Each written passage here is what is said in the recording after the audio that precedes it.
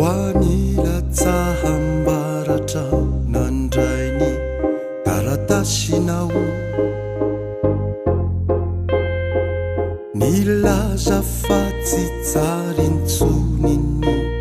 iarahako aminao ny maso foana no mangano ano mivontirike romi ny molotro aza maina kilasila sy mangaia niverinao namaky fanindrony toadaleniao tsy netiny no fatinapaka sy saraka matao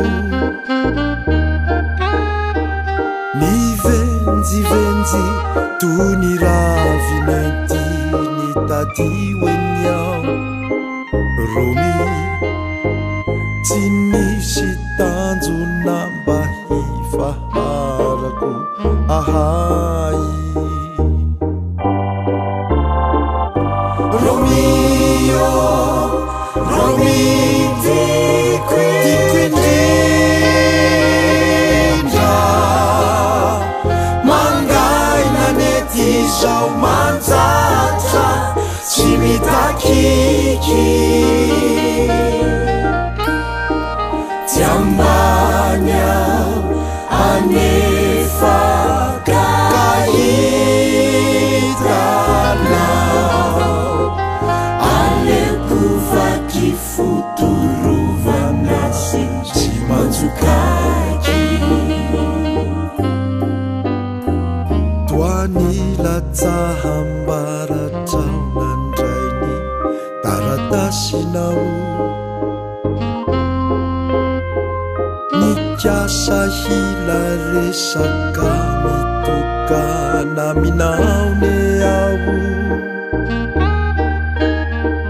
tsy zanahary anefianao ka hoe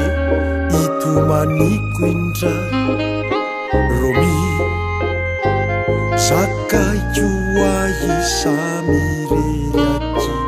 ny fahoriako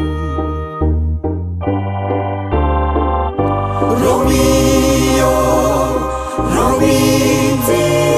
tico indrindra mangai nanety zao manjatra sy mitakiky